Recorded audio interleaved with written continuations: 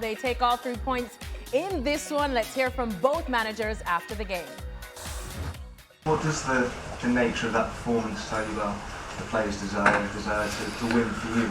I think they show that, but we show also that when everything is going well, we arrange something to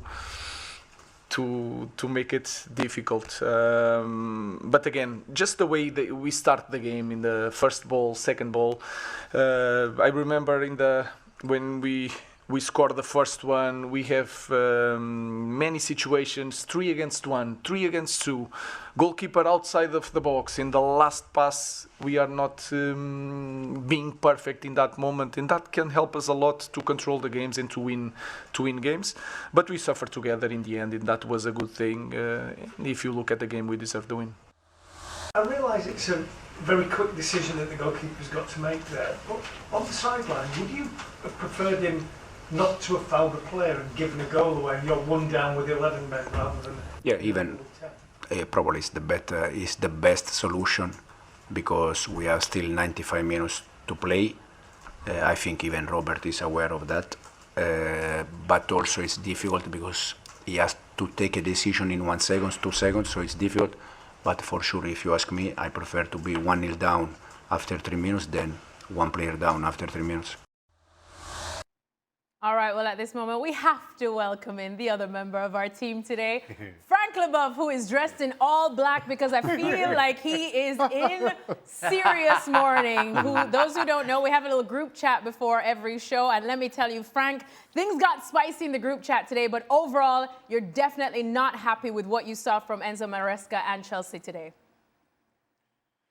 Yeah, many things to complain about or to criticize. First, a slow start, then after the Roberto Sanchez decision. And I mean, the question I've been asked by somebody to Enzo Maresca, and definitely somebody who'd never been in that situation where you have to take a decision, and Xhaka can witness that it's a quick decision that you make, and we can see that Roberto Sanchez hesitate before, goes back down and decides to go, and it's too late, whatever. It happens what happens. Then I don't know what Enzo Maresca has to put Neto out. He made 2 substitutions in the same time to decide to reinforce the defensive line. That I can understand with 1 player, but you quite of sacrifice the offensive aspect of your game.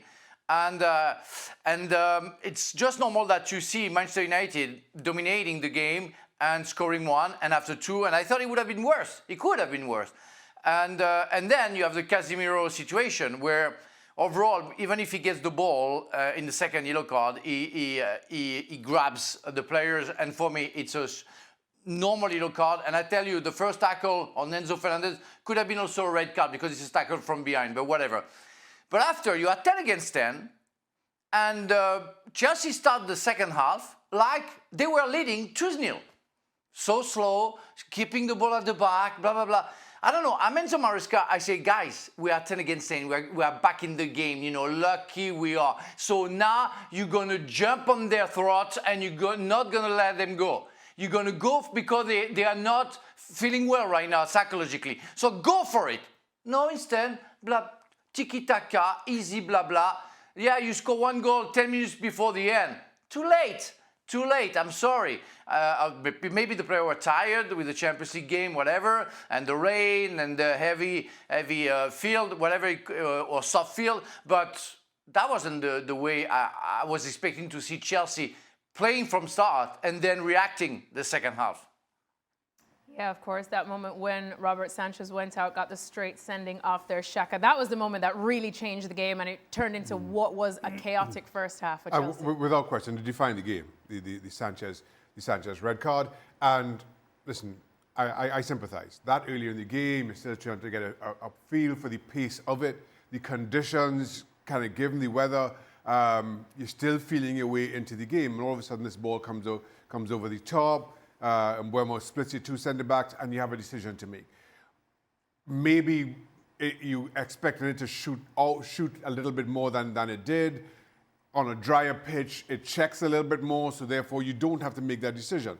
So again, because you don't really understand or you haven't really figured out the run of the pitch, you make this decision, or you're forced into the decision and you get it wrong. But no question, that was a red card. In my opinion, the referee simply had no choice.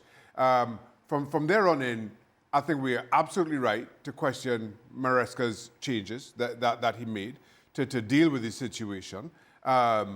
He takes out Estevao to bring on Jurgensen, which you understand. Somebody's got to be sacrificed. You then take out Neto to bring in another defender in Tosin. But then you take out Palmer 15 minutes, or roughly 15 minutes later, because he had to face a fitness test before the game and you weren't quite sure as to whether he was 100%. Well, then take out Palmer after 5 minutes. If you want to show up, if that's your plan, right? It's not my place to dictate Maresca's plan. But if your plan is to bring in another defender just to show up the defense because you're now undermanned, take out Palmer in that position. And the thing is, for me, it kind of came back to bite Chelsea a little bit, because in the second half, once it comes down 10 players each, Chelsea had a whole lot more of the game, but they certainly lacked creativity on the part, because all your creative midfielders were substituted in that first 20 minutes. So I'm not really quite sure about the thinking there. Casemiro scored a goal, but then tried to make a little bit of a game of it in picking up his second yellow card. I have no issue with that either. And in the end, I'll be honest, when Chalobah does score, I'm thinking this is not going to end. This is not going to end 2-1. So something had to give. I was certain that something had to give. Credit to Manchester United, they defended well throughout. Again, for half the game, it was 11 men v 10, and certainly to close it out, I thought they equipped themselves pretty well. Well, of course, the Cole Palmer substitution was one that had all of us wondering what's going on. Frank, I know, is itching to get into it, but before we let him get into it, we actually can hear from Enzo Maresca on it. Cole, he tried this morning. He had a test this morning to play this game. He was not 100% fit. He made fantastic effort to play this game, but he was not 100%. Yeah, it's a problem that it's already a long time for him. He's growing. Again, he did this morning a test. He wants to play this game for the team, to be close. So the effort has been huge from him. But then after 20 minutes, he started to feel something. So we decided to change him. Enzo Maresca there explaining that substitution. Frank, let me get to you on this one, because I just have to pull up our group chat again. And when we copy and pasted what Enzo Maresca said, you said, stupid comments. If you're not at 100%, you don't play. Is that what you feel? Well, especially, yes, it's what I feel. And especially when you have like 200 players at your disposal at Chelsea, you know. I mean, okay, Cole Palmer is a fantastic player, and you need a Cole Palmer to create something, and Xhaka alluded it before. But you need a Cole Palmer at 100%.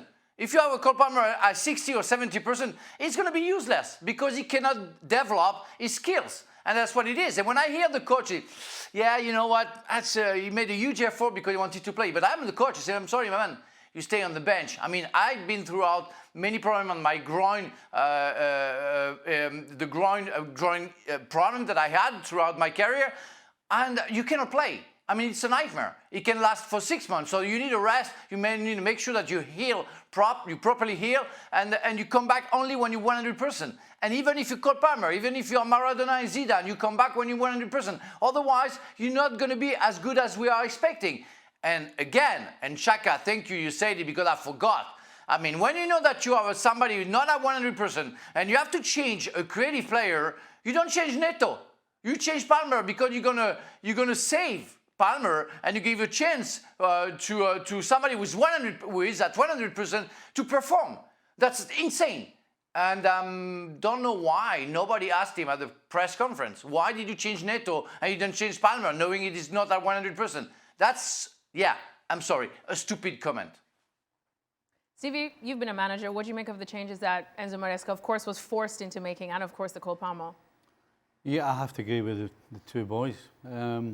It's a mind-blowing decision when you've got a guy who you weren't 100% sure of, and then you go down to 10 men.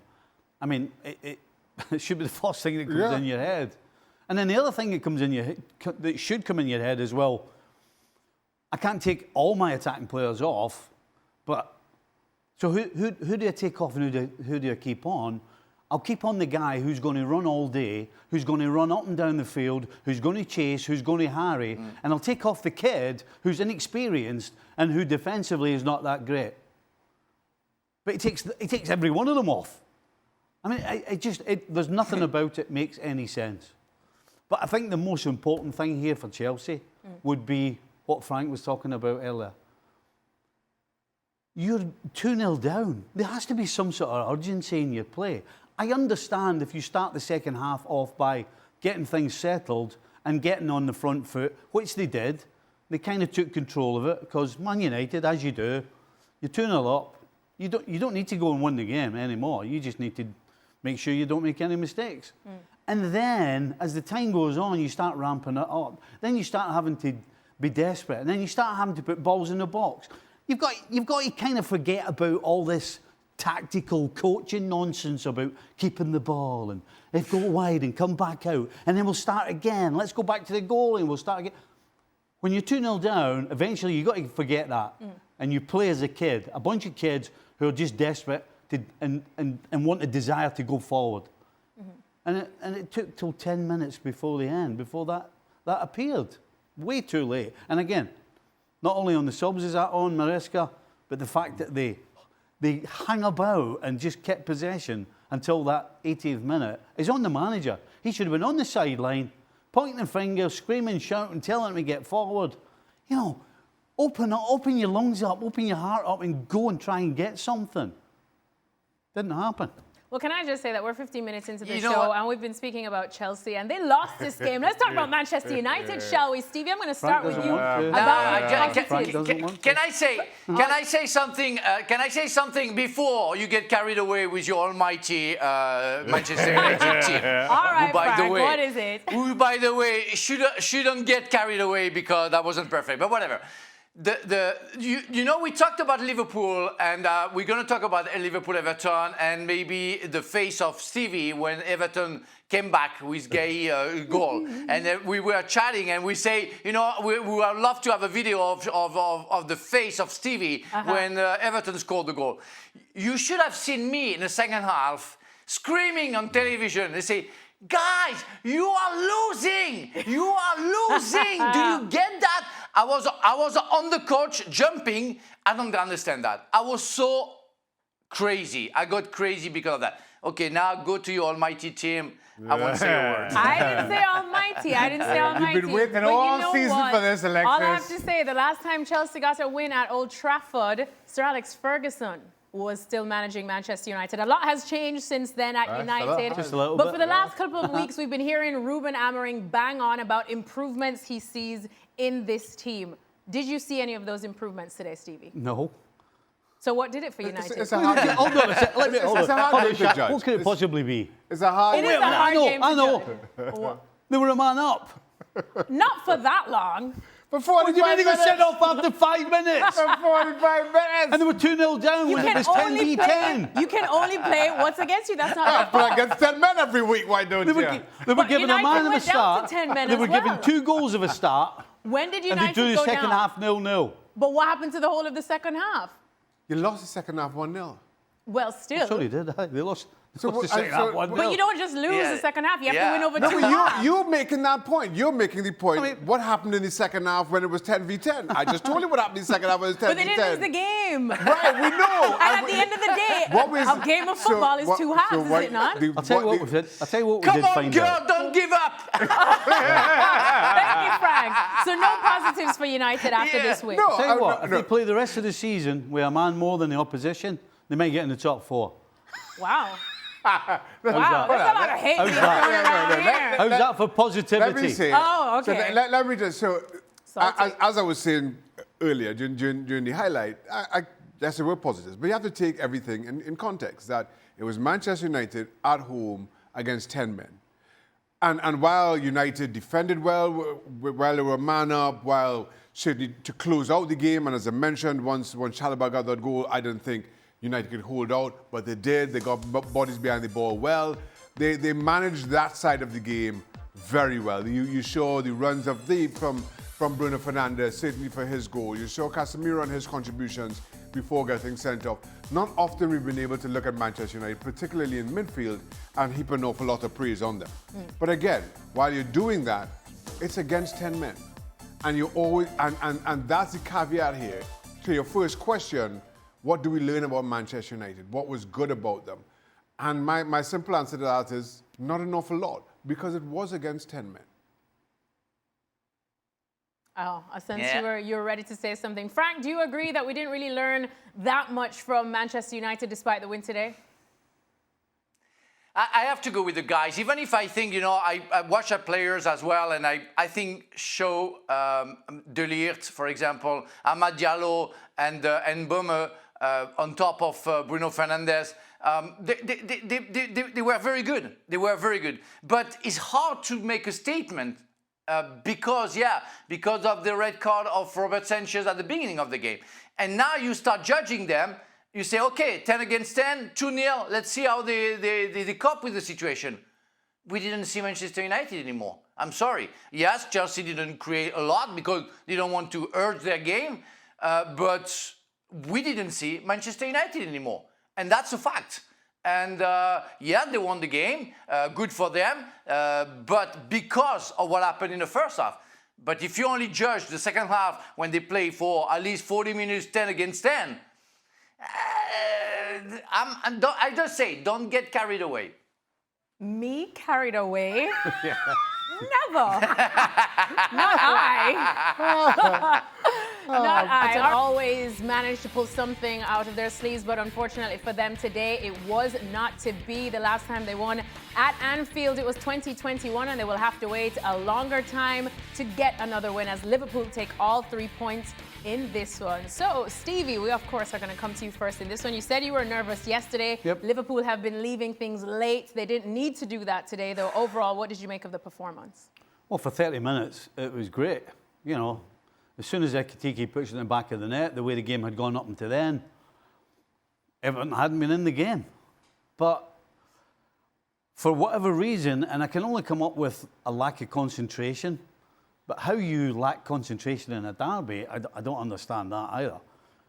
But for some reason, after the goal, they kept giving the ball away. They didn't get forward as quick in the opportunities they had. And all of a sudden, Everton got into the game. And I thought, okay, it's a derby. You can't dominate for 45 minutes. Everton's come back into it.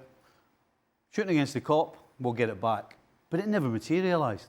It just never materialised.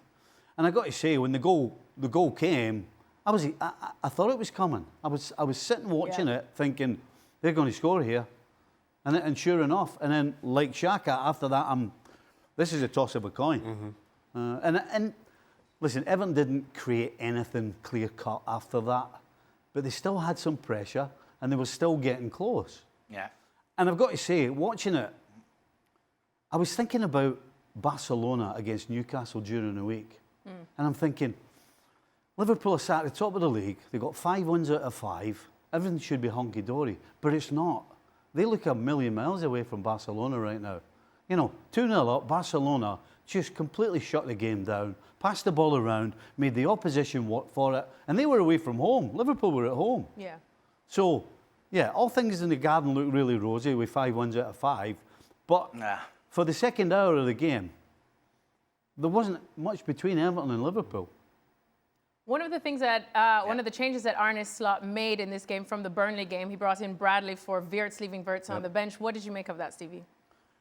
I've been saying for the last couple of weeks that, eventually he's going to have to sit him. Now, it did make sense when he gave the reasons why he did sit Wirtz, because it's a derby, because it's a third game in 6 days. So all the reasons he gave were good ones, but I think he picked the right team. McAllister, Gravenberg and Szoboszlai, no question, as I said, for that half hour, were dominating the middle of the park. So I had absolutely no problem with it at all. I'll say that you hear Slot's reasoning for the changes that he made, and he's absolutely spot on. You can't really challenge that. What I will say is, from a Wirtz and Isak perspective, when they come on, I didn't think I thought Liverpool looked a whole lot better in the first half. Yeah. So you're looking at that. You're looking at how that level dropped. And as I mentioned again earlier during the highlight, I thought Ekitike took his goal wonderfully well, but his all-round play, I think he continues to grow in stature and continues to grow in confidence in a starting role that you thought, once Isaac signed, would be very limited. Now all of a sudden you compare that first half performance with Liverpool in the last half hour of the game with Wirtz and Isaac on the park. And if you're Ekitike, if you're Bradley, you're kind of liking how things went, in all honesty. But to Stevie's point, again, I thought Liverpool started the game wonderfully well. I thought the difference, particularly in the first half, was maybe certainly taking of chances. And two wonderful goals. Dewsbury Hall and Beto had chances in the first half that they made a mess of. Difficult chances, I know, but so were the two for Liverpool, the Gakpo and Ekitike. Very difficult chances, but they took theirs, Everton didn't. The one thing that kind of amazed me as the game went on, I felt that everything good for Everton comes through Grealish. Mm-hmm. And at no point was he double-teamed. Did Liverpool push anybody else out there? And you saw in the goal, he gets one-on-one with his wing-back. Nobody else on the park, nobody else in blue on the park could cause those problems.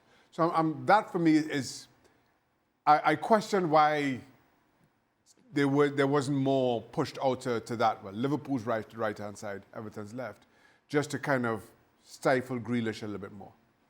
Frank, let's talk about your countryman then, shall we, in terms of Hugo Ekitike, because to see Liverpool leaving their record signing and Isak on the bench, he was made to wait for his Premier League debut in a Liverpool shirt, but you just saw when Ekitike was subbed off, the cop was chanting his name, he was giving them a fist pump. He's become already a cult hero at Liverpool, so even though Isak is the big money signing, Ekitike seems like he's becoming undroppable. Yes, it seems to be, and I'm very happy for him. I mean, what he does is he's signed for the Reds. He's amazing, and even knowing that Isak is coming, he didn't change his attitude, working hard, scoring goals, and giving his best, and that's the best he can do. And I'm pretty sure that Arne Slot one time, or many times during the season, gonna play both of them because it's possible. Gakpo is in big form as well. Wirtz is more in doubts, let's say. So, but they're gonna have a chance to play together, and they're gonna have to play also. Ekitike can play on the left side as well. So I think the guy is not thinking too much, which is a good thing. He didn't doubt about his skills and about the fact that Isaac just came with a big signing that he's gonna play. He say, okay, I'm going to do my job. And today, on top of scoring goals, the participation of the game, offensively but also defensively, was spot on. He made some good skills that pleased the crowd. Everything was absolutely perfect. Can I just go back to Liverpool? Because Stevie was talking about the lack of concentration after 30 minutes. That I agree.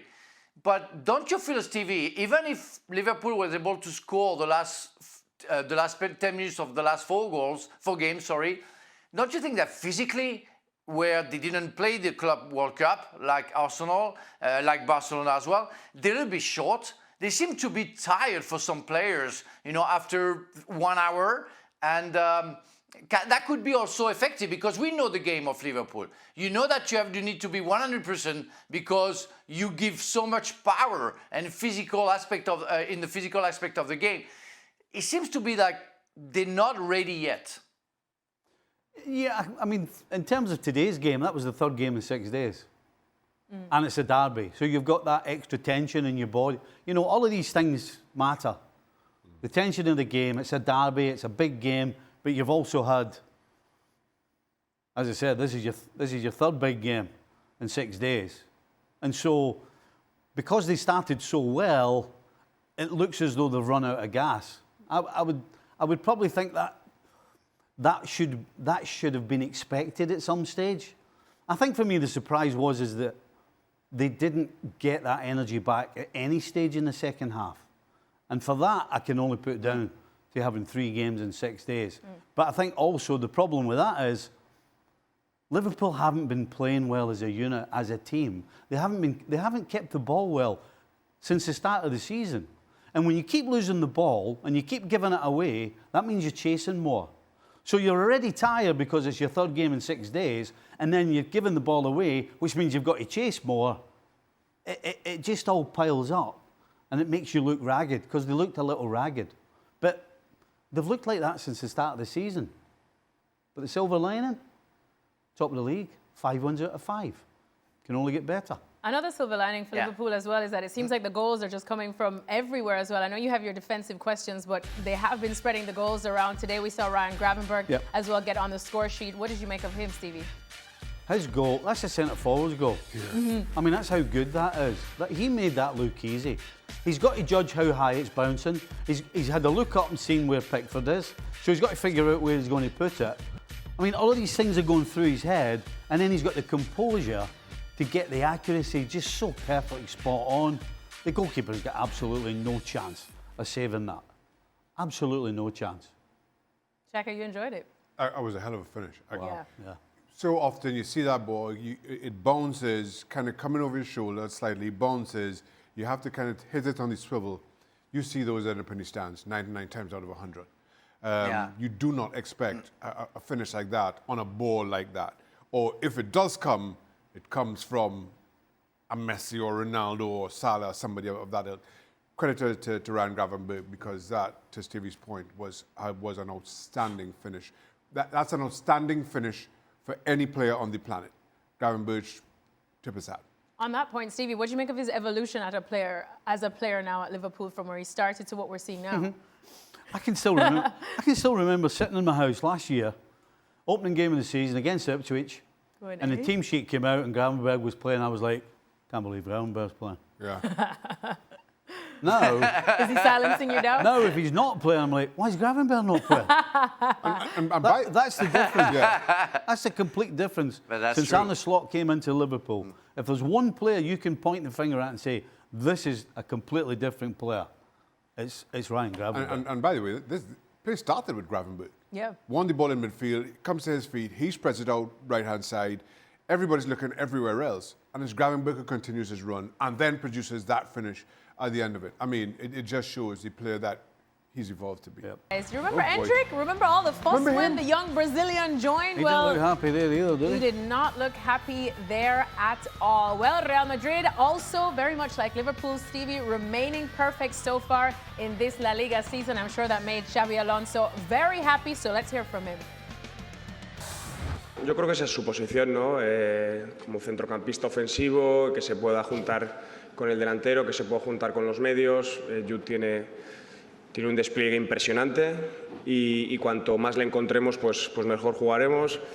Lleva tiempo, jugó en el Mundial, pero bueno, el Mundial era un contexto diferente, el equipo era muy diferente, bastante diferente al de ahora. Pues hoy le ha faltado el gol, ¿no? Sí que igual en el momento que mejor estaba, igual podía haber esperado un poquito para cambiarle un poco más tarde, pero creía que meter gente por fuera un poco con refresco, tanto Franco también quería seguir jugando. Me decía, ¿me cambias a mí? Y yo, sí. Franco, te cambio a ti. Y con Vini pasaba un poco parecido. Quería seguir porque se encontraba bien, podía haber esperado, pero bueno, el partido era de cogerlo el control y necesitábamos gente de refresco, o sea que quedan muchos partidos y le ha faltado el gol, ha tenido la ocasión, ha tenido el palo y ha sido una pena. All right, well, let's bring in Alex Kirkland, shall we? Alex, I'm going to start with you because a lot to take from this game. Stunning strikes, of course, from Militao, of all people. Mbappe back on the score sheet. Vinny Jr. returning to the 11. And Jude Bellingham just returning, period, in a Real Madrid shirt. But I have to start with the Vinny Jr. conversation. Back in the 11, we talk about how he needs to have a point to prove to Xabi Alonso. Then we saw his reaction on being subbed off. Xabi Alonso saying it's just because he needed fresh, cool bodies back out on the pitch. But what did you make of what he did with his chance today? Yeah, look, a player being unhappy, being taken off isn't news, is it? It happens all the time. And that was certainly the line that Xabi Alonso was trying to take afterward, trying to downplay Vinny Jr.'s reaction to being subbed today. He said, look, it happens. He said, Mastantuono was the same as we heard in that clip there. He was just as unhappy about being taken off. And this reaction, this moment, and we saw Xabi Alonso putting his arm around Vinny Jr. on the touchline and explaining to him his reasoning, I guess, in isolation isn't a big deal. But of course, it comes in a context. And that context is that Vinny Jr.'s form has been up and down. He's been benched twice in Real Madrid, 6 games so far by Xabi Alonso. Contract talks over a new contract are going nowhere. They've stalled. They've been put on hold. Vinny's contract is up in 2027, and the feeling certainly from people close to Vinny is that the coach isn't convinced by him as a player. So that's the context. The question is now, how does Vinny respond to all of this? And it can kind of go two ways, I guess. Either he gets his head down, takes the opportunities when they come, works hard and wins his place back in the team kind of full time, or it might go the other way. It wasn't that he was bad today at all, but I think that's the issue, that he was back in the team today, as you guys said, did pretty well, but it wasn't enough to keep him on the pitch for 90 minutes. It's not just the fact that he hasn't always been playing, that he's been benched twice. It's that when he has been playing, when he has been in the starting 11 as well, he's not completing 90 minutes. Xabi Alonso, sooner or later is tending to take him off at some point in the second half. And like I said, we saw the reaction today. Shaka, what did you make of Vinny's performance there and Xabi's decision to take him off? I thought Vinny was outstanding. Yeah. Getting back to the Vinny that we saw of 2, maybe 3 seasons ago, without question, that saw him kind of elevated to a Ballon d'Or contender. People in Madrid would say favourite. But then I've also got no issue at all with Xabi Alonso taking him off. I have to hold my hands up here. I thought when you looked at Real Madrid's issues, and in particular that left-hand side with Vinicius Jr. and Kylian Mbappe, I thought if Carlo Ancelotti couldn't get that right, nobody on the planet could, let alone a manager relatively inexperienced as Xabi Alonso did wonders at Leverkusen, not taking that away from him. But this is a bigger ask. But he's got it absolutely right so far. And I have no problem at all with him saying to somebody, even a Ballon d'Or favourite, that it's time for you to have a little sit down now, for whatever reason, or not start, for what he has gotten this absolutely right. At the same time, Kylian Mbappe is playing in this wonderful form, and that allows Xabi Alonso to continue making the decisions because it's working, and you cannot. This game is not about personalities; it's about results, and Xabi Alonso is getting those. Stevie, you said it. That amazing one to kick up the backside. Would you? Aye. Well, the one thing that I would like to know about Vinny is, in this day and age, players should know with the amount of games they play, because players are as bad as anybody for complaining they play too many games, that they're going to be rested. They're going to be not always starting, or they're going to have to come off. So for me, the thing I'm interested in is what's going on in Vinny's head. Is Vinny one of those guys that doesn't care about the sensible route, about, making sure everybody gets through the season? Most players will know that come a big game, I'm in the starting 11. Does Vinny think that he should just play regardless? Because if that's his attitude, he's not going to last by the looks of it under Alonso. Alonso, to me, is a guy who knows exactly what he wants. I mean, you listen to him talking. This guy seems so clued in, so straight in what he's thinking, and it sounds as though it's going to be how I'm going to do it. And if you don't want to do it my way, then that's fine. I'll get somebody else to do it.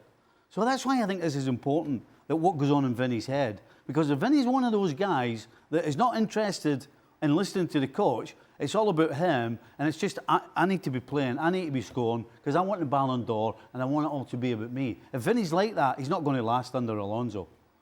Alex, what did you make about what Stevie just had to say?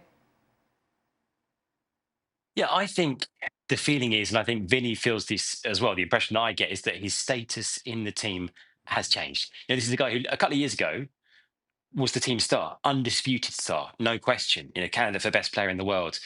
Then we had Jude Bellingham come in. Then we had Mbappe in particular come in. And the fact that now this team, it really does revolve around Mbappe. He is the guy. And we're seeing that in his performances, his all-round play, as well as the goals he's scoring. He started the season in absolute career best form. And I feel like that's affected Vinny not being the main man at Real Madrid. And to the point now where his place in the starting 11, is being questioned, is in jeopardy. You've got Rodrigo as well, who has told Xabi Alonso, I want to play on the left-hand side, so direct competition there for Vinicius. As Steve mentioned, the big games. Let's see when those big games come around, and they're coming up very soon. We've got a derby next weekend against Atletico Madrid. We've got a Clásico next month as well. We've got some big games in the Champions League coming up as well. So let's see if Vinny is in the starting 11 for those games. And yeah, of course, I think players understand that at some point they have to be rested. But the question is, I guess the potential problem is if you're being rested now in September at the start of the season. We're not talking about much further down the line when the players' bodies are really starting to ache. It's the start of the season. If you're already in and out of the team and you consider yourself to be one of the key players in that team, I guess that's the issue. I think Alex absolutely answered the question now. So status. It's all about status. So no, here's the thing. I don't think it's necessarily about status. In that, well, to Alex's point, a couple of seasons ago, Vinicius Jr. unquestionably was a team star. But now all of a sudden, new manager comes in, you've started 3 games, and the team is running away with things. And you just wonder, is this team now kind of getting away from me? You want to be involved. You want to play those games, even if it means I start and you take me off after 60 minutes, we're 3-0 up, whatever it is. But now all of a sudden, you're on the sidelines far more than you're used to, and you're seeing the team playing far better than it has for quite some time, and you just wonder if this is kind of your days being numbered. You want to be involved, and when you aren't, it's a little bit of a chip against you. And so I sympathize with Vinicius and his frustration as a player, not as a Ballon d'Or winner, not as Real Madrid's poster boy, but as a football player, you want to be involved in those teams. Alex, just speaking about the team getting away from you, even though this is a completely different situation, but of course we saw Jude Bellingham return now. I know on the pre-show the guys were discussing if he just walks back into the 11 and pick up where he left off, because the truth is Real Madrid have been pretty perfect while he's been on the sidelines. Our Sid Lowe kind of suggested that he may not exactly just walk on and pick up where he left off, whereas our Ale Moreno said, this is Jude Bellingham. Of course he does. Yeah, I wouldn't want to contradict Dr. Sid Lowe, but I mean, no, I think Duke comes back into this team one way or another. I think that you find a space for him. The question is where and how exactly that works. Will it be in the midfield 3 with Arda Güler dropping out, for example? So it's Tchouaméni, Valverde, and Bellingham. Is it one of the front 3, and then you've got Mbappe and Jude and one other, whether it's Vini or Mastantuono or Rodrigo? So that question mark is there. No question about that. But I think one way or another, I think it happens. I think Bellingham is too good, and what he can bring to this team is kind of too significant not to bring him in. And we saw Xabi Alonso keeps saying it was a different context, the Club World Cup in the summer. But in the Club World Cup, Jude Bellingham played every game, and Xabi Alonso, even though he was switching the team around and the shape of the team, Bellingham wasn't always in the same position. He was always in the team, and I think that will happen again once he's back to full fitness. Let's move on to everyone's favorite topic, shall we? It's the Ballon d'Or. Yes, it's that time. No. It's that time of year again. The winner will be announced on Monday. There are the odds, and Lamine Yamal, of course, has to be in the mix. Well, Hansi Flick was asked about Lamine Yamal's chances of winning it, and here's what he had to say. I don't know. I think one day we will see this, that Lamine get this trophy. But at the end, it's for me it's like a respect to be there, because we are nominated, and we will see. Everyone who get this trophy deserved it. So for me, it's just I want to enjoy it. I want to show the respect also to the winners, and this is for me, it's crucial. Hansi Flick there, Alex, saying that, you have to show respect by at least being there. Was that a little dig at Real Madrid, knowing the issues that they've had with the Ballon d'Or when they boycotted, when Vini Jr., of course, lost out to Rodri? And we know that Real Madrid's tensions with France football are still a bit high. Yeah, absolutely. We don't know at this stage if Real Madrid will be represented at this Ballon d'Or ceremony, if anyone will be going. Of course, it's a different context to the year that, as you say, they boycotted it because Vini wasn't going to win. It's not like any Real Madrid players are, favourites to win it this time. But we don't know if anyone from the club will be there for this ceremony. And yet, to me, it sounded like that was a little dig from Hansi Flick. He sort of made a point of saying it, didn't he? It sounded like he had a point that he wanted to make. It wasn't something that he had to say. He sort of made sure to get it in there. And look, I do think it's not the biggest thing in the world, but I do think in terms of Real Madrid's kind of reputation in the game generally, I do think that Ballon d'Or incident, I think it hit them. I think it did because traditionally they had this image. They talk about it a lot here in Spain, what they call señorío, this idea of kind of gentlemanly kind of conduct, and that image has been associated traditionally here with Real Madrid, and that thing of not turning up for the Ballon d'Or because their player hadn't won it.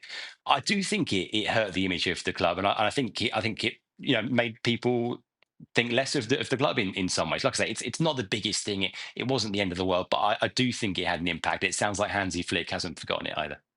Alex, well, you always show us respect and show up for these shows. So thank you so much for joining us today. And I'm sure we'll hear a lot more. He's like, of course I show up. I get paid to. Anyways, La Liga. He can't boycott to breach a contract. La Liga is back on Sunday. Make sure to join us 2:30 p.m. That's Barcelona against Getafe. We'll see if they can be perfect like Real Madrid and get a win this weekend. I'll be there as well as Ale Moreno. So tune in. All right. Well, this is the important context, guys. Pulisic, who just turned 27 2 years ago, celebrated with that brace. Now he is the American with the most goals in the top 5 European leagues, surpassing Clint Dempsey. No celebration, guys? Sorry, I didn't realize. Big moment for the U.S. men's national team player. I didn't realize I was supposed to celebrate. I didn't realize that was something. Shaka, you're my fellow Football Americas person. We live for these stats. Yeah, we might do, but we don't celebrate it there either. Well, we do. But let me just say, credit to Christian Pulisic, who's had such an up and down time in Europe, and kind of arrives at Dortmund with a lot of fanfare, a lot of expectation. It goes a little bit sour there. Then you're not quite sure if you wanted him at Chelsea. So he's had to endure a lot in getting to where he is. And again, I'll speak for myself here. I'll hold my hands up. I question the move to Milan. Yeah. Because I just wondered if it was the right move for him, given where he was in his career, and given where Milan was as a football club.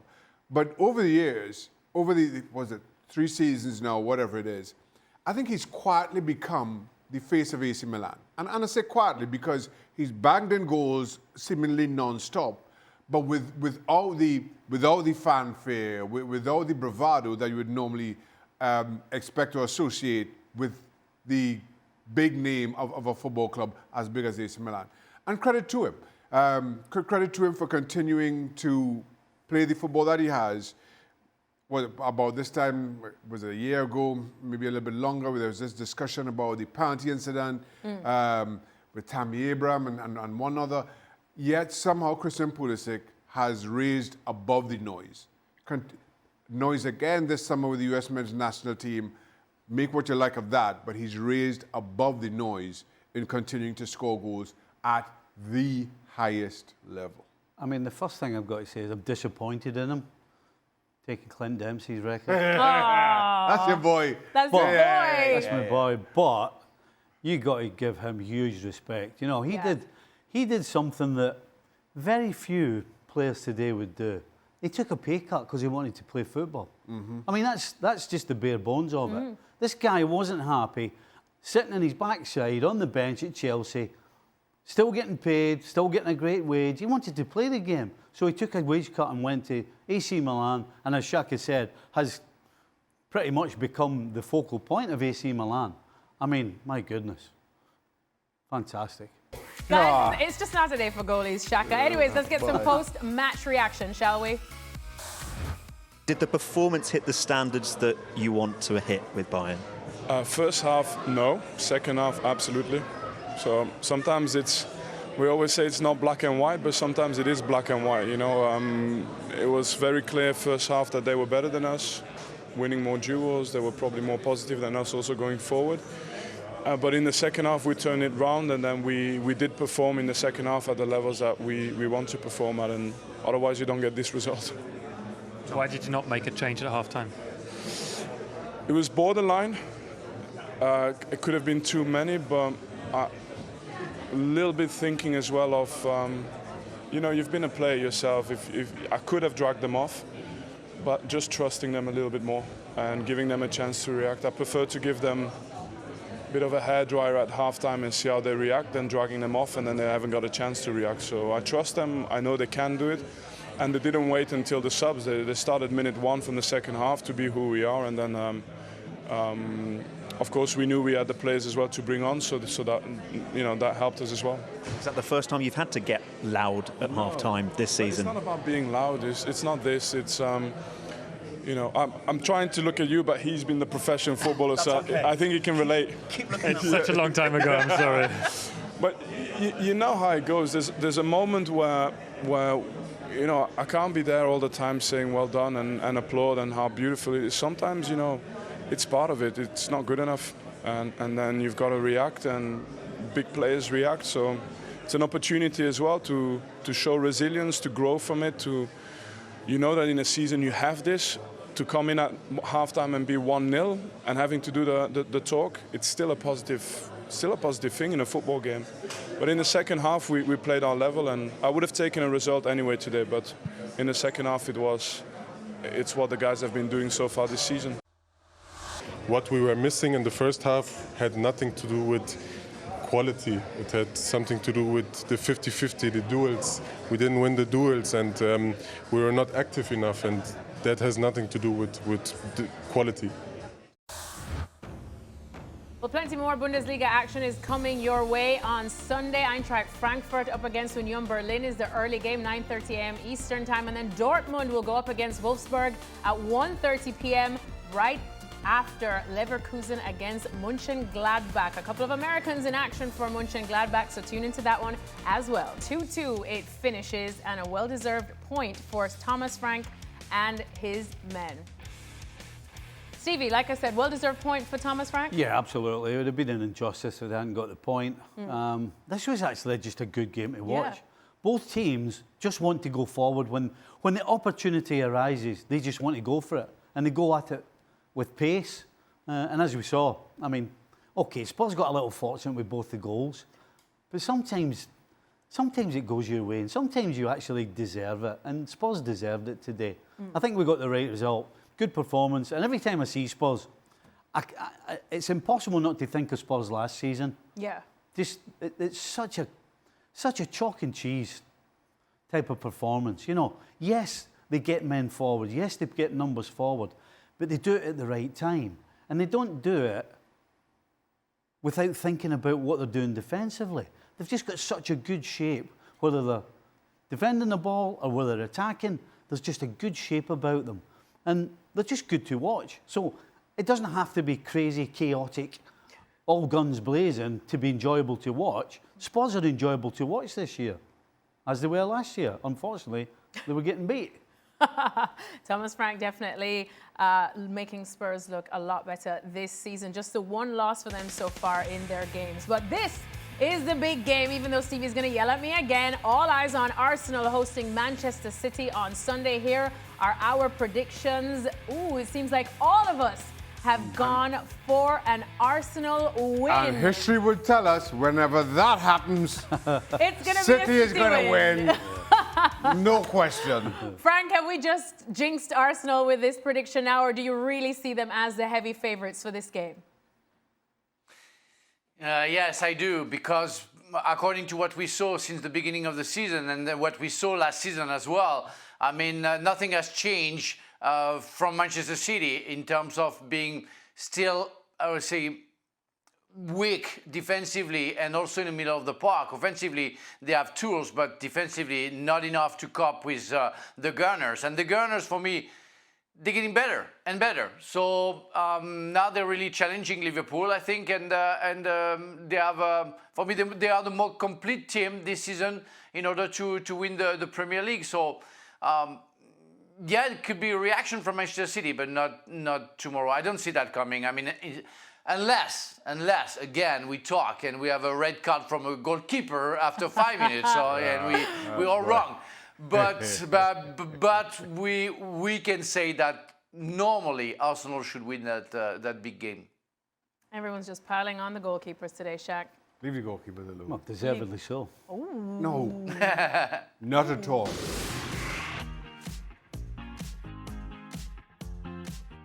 Welcome into Extra Time. This is the happiest I've seen you. Honestly, I'm happy because we have a whole list of questions. yeah, we here. always have a whole list of questions. No, but today we have a lot more. I wonder what's gotten the people talking. Should we find out? First question is actually for Stevie. Stevie, if you could put 3 European teams on the other side of the Champions League bracket for Liverpool, meaning they would not have to face any of them until the final, who would they be? Wow. I think that should be easy. Well, I've got to know which side, who's on the side of the bracket. Liverpool. So what, we're still in the group. The three So what biggest- 3 teams you do not want Liverpool to face? Until the final. Until the final. Yes. Aye. Well, PSG, Barcelona. Real Madrid. I'll give you the 3. It's got to be. Arsenal. Arsenal. That's a good shout, Frank. That's a good shout, actually. Arsenal or Real Madrid? Ooh, which one makes you shiver Hold in on, your timbers you've beat more? Arsenal already this season. You know, just for the fact that there's nothing worse than playing somebody from your own league in the Champions League. So Yeah. I'll go with Arsenal and just for that So you reason. prefer to play Real Madrid than Arsenal? Do you need your ears cleaned out? I just said Arsenal, didn't I? I'm just Guys, I want confirmation. I want confirmation. I You want can do that, shut confirmation. up, clean them up. Frank, you wanted to say something. Have you? No, but have you seen, guys? Have you seen Real Madrid playing at home against Marseille? Really, really?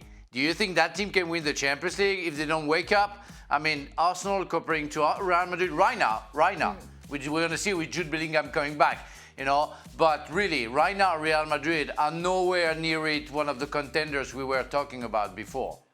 But that's the thing. Real Madrid always do find Take a way that. to wake up in the Champions League. Take Apart from that. last season. That's You'll true. take that. Yeah, last year, yeah. No, I said Shaka, take that. Oh, Shaka. It's just, we're just attacking all TV's goalkeepers today. picking on me and goalies all day. I know. That's why. It just seems to be rolling. He's just been towards- picking on. He's just been Everything picking on seems to be goalies all day. Rolling downhill towards you, Shaq. All right, let's go to the next question, shall we? Because it's also for Stevie. Stevie, why are Liverpool conceding goals after being 2-0 up? Even today, they almost blew their lead. Is there anything you see on the pitch that's causing it? The only thing I would say is that as a 4, they're not in tune yet. You know, when you're all together and you know everybody, you know each other's game inside out, and you can smell the trouble coming, you can smell where the ball's going to land. All of those things that all the best backlines have, Liverpool don't have it right now. You know, when you're all in tune, you do things automatically, covering each other, picking up second balls. I mean, those are things that you don't need to think about when you're all in tune. But right now, they're not in tune. So everybody's still figuring out who's going to do what and when they're going to do it. And so you end up giving opportunities up, and then when the team takes it, you find yourself in a bit of trouble. Frank, defensively, are those the same issues you're seeing? No, I agree with Stevie. When I see the back line, and especially Virgil van Dijk, I think the guy's not ready yet. We can feel that he tries to anticipate because he's very good at it, but he tries to anticipate in what's going on in front of him. And many times today, they put the ball behind him, and Kerkez wasn't really there to cover him. Konate did the job and did very well, but Virgil has to really take care of that and make sure that it doesn't happen too often, or at least prevent the others that can happen. But yeah, they're not really on tune, as Stevie said. They have to work together. All right, next question, shall we? The second half of the Chelsea United game was so boring. Why is playing 10v10 not the same as 11v11? Because it's Chelsea, wasn't Frank? Chelsea wasn't playing. it? See, Man United don't have to do anything. Well, I think. Well, I think it's nothing to do with the fact that you play 11 against 11, and because you play 10 against 10, it's becoming bad.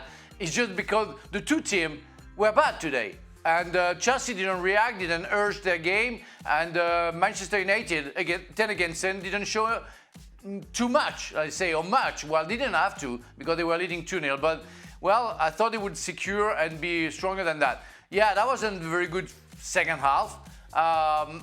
The fact that there was a Champions League game for Chelsea also, and with the heavy field today, with the rain and everything, didn't help. I think players, the last 15 minutes were very tired as well.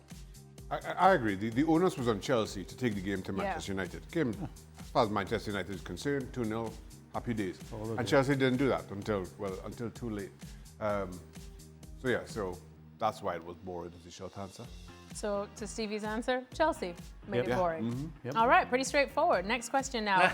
Is Wirtz's best position in this team on the left, alternating with Gakpo? That way the balance of the team stays intact. We don't know the answer to that because we haven't seen him on that side. So far, we've seen him through the middle, and he hasn't been able to produce. So, if that continues, I would assume that Arne Slot will try and find another spot for him, which would kind of automatically seem to be on the left. He did that for Leverkusen on occasion. So, yeah, we can't answer that because we haven't seen him in that position. But we might get the opportunity shortly if he continues to struggle in the middle. Frank? It's a big debate, about Wirtz and the talent that he has, because it's hard to fix him in a position and say, okay, it's good there, it's not very good there. While he was playing for Leverkusen, he was playing as a free guy going everywhere. And I remember having that debate like 5, 6, 7 years ago about Antoine Griezmann playing for France and where was his best position according to the others and everything. And at a certain point, it becomes a mess because you don't know how to use the players where you need that player. So it's up to the coach to find a solution. It's up also to the players playing alongside him to use him as a free will, let's say, but turning around him. That's very complicated in a way because that guy can do absolute magnificent things, and we saw that last season, being free, and you have to let him free. All right, well, I hope you're not tired of hearing Frank's voice because the next question is for Frank. I haven't seen Chelsea play at the same level they showed in the Club World Cup semi-final and final. Why do you think that is? AstroTurf. Yeah, maybe. I think at the end of the season they were on top form and they were very, very good and they found their pace.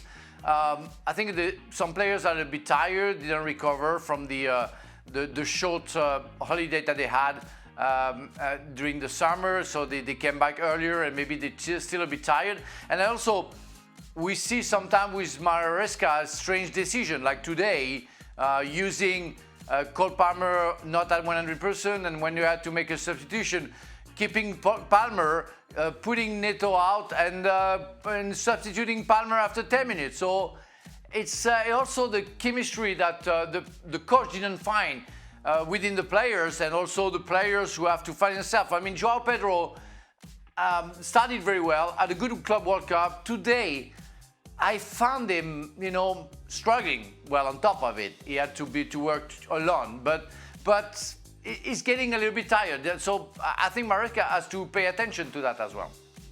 Chelsea looking a bit tired. I know that also was a bit of a topic of conversation in the game against Manchester United today. The fact that United didn't have to play midweek, there are no European competitions. If maybe Chelsea just looks a bit leggy. I think that's a factor, but still in September here. So so while all other things being even, you don't associate, you don't offer that excuse of being tired in September. But we kind of came into the season wondering how that Club World Cup would affect those teams that participated in it. Yeah. So maybe this is, I thought the effects of playing in the Club World Cup would probably start to really tell on those teams, on those players, a little bit closer to the end of the calendar year. But maybe that's the thing for Chelsea. And again, you come into this one, you play a Champions League, you're on a wet and heavy pitch, you're down to 10 men. That's a tough ask. Club World Cup or not, that's a tough ask. I want to give Chelsea some excuse here. All right, next question now. Stevie, I think you would love to answer this one. Today we saw a player get yellow carded for taking a free kick too quickly in the Merseyside Derby. Have you ever seen anything like crazy. that before? Yeah, I tell you, they need to... Howard Webb has to tell us what that's all about. He's explaining himself a lot these days. I tell you, And it is not helping. amazing. Explaining himself and not helping. It is amazing, isn't it? You know, I've been around football a long time. Yeah. Oh, don't we know? And you think you've actually seen everything, and just every now and again something comes up that you've never ever seen before. I've never seen it before. You do? Frank, what about you? Have you seen it? No, of course not. Nobody saw that before because it never existed. You know, how can you give a yellow card to somebody who wants to play football and quickly? You know, he doesn't want to waste time. He doesn't cheat. He just want to play football. I mean, that's absolutely crazy. And it was in the middle of the park. It's not like the guy is in front of the 18-yard box and he sees the goalkeeper, you know, putting his wall and he shoots before the ref whistle. It's in the middle of the park. He just want to play fast. And you give him a yellow card? Are you insane? Are you out of your mind? I mean, that doesn't make any sense for me. Yeah, it doesn't make sense at all. All right, next question. Last week, Stevie said there was no way back for Ruben Amorim. Today's result was positive and will buy him time. But realistically, how long? Well, to the next crisis. 1 week. To the next crisis, which is always round the corner at It's United. just waiting to happen. But to be fair, this is what Manchester United have been for the last 2 or 3 years. Yeah.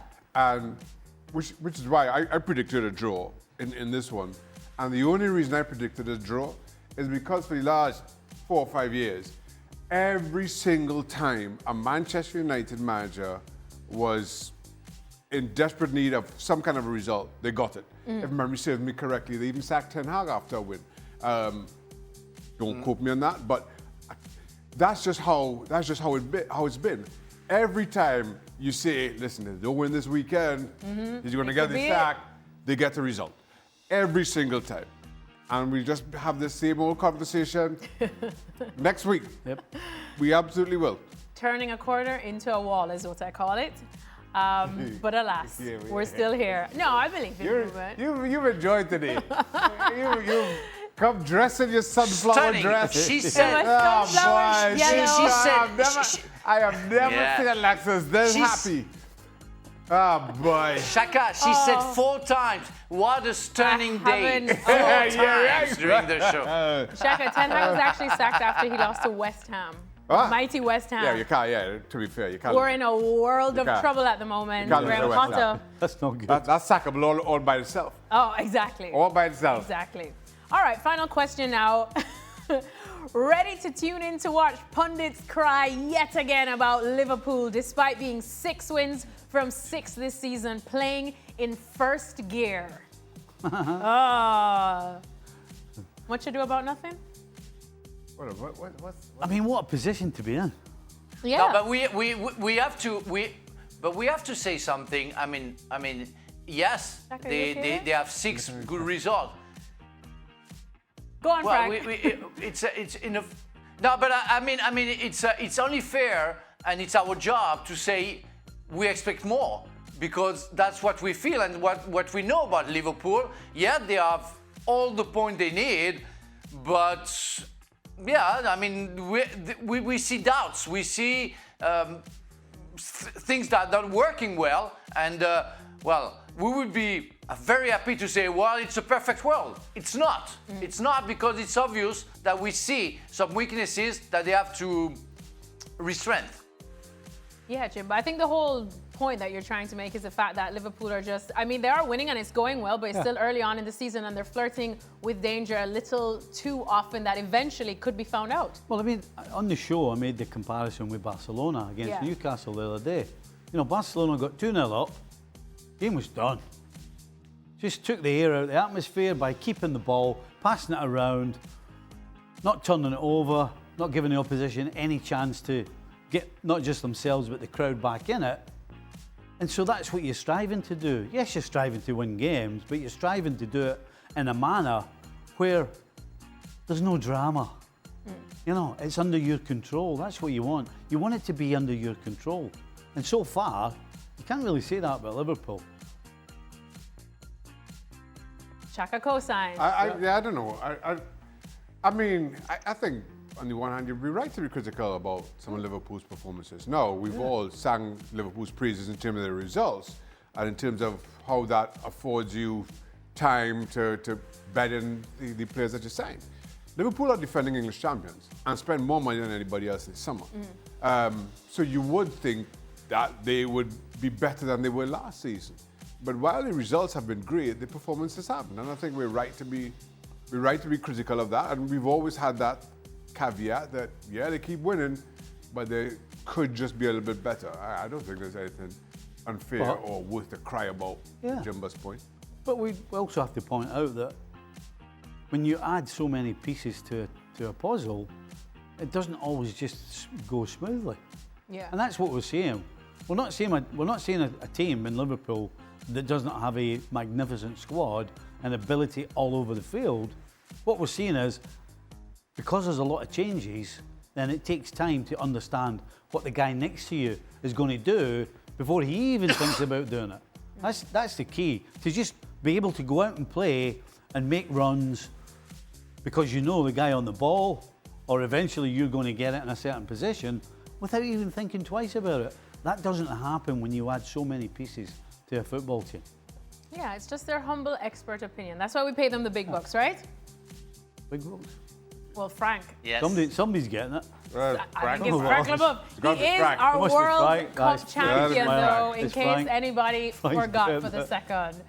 All right, well, we're paying them big bucks to be back tomorrow as well on ESPN FC. A lot to talk about, especially after Barcelona will be in action in La Liga and, of course, the big one in the Premier League, Arsenal up against Manchester City. So join us on the show.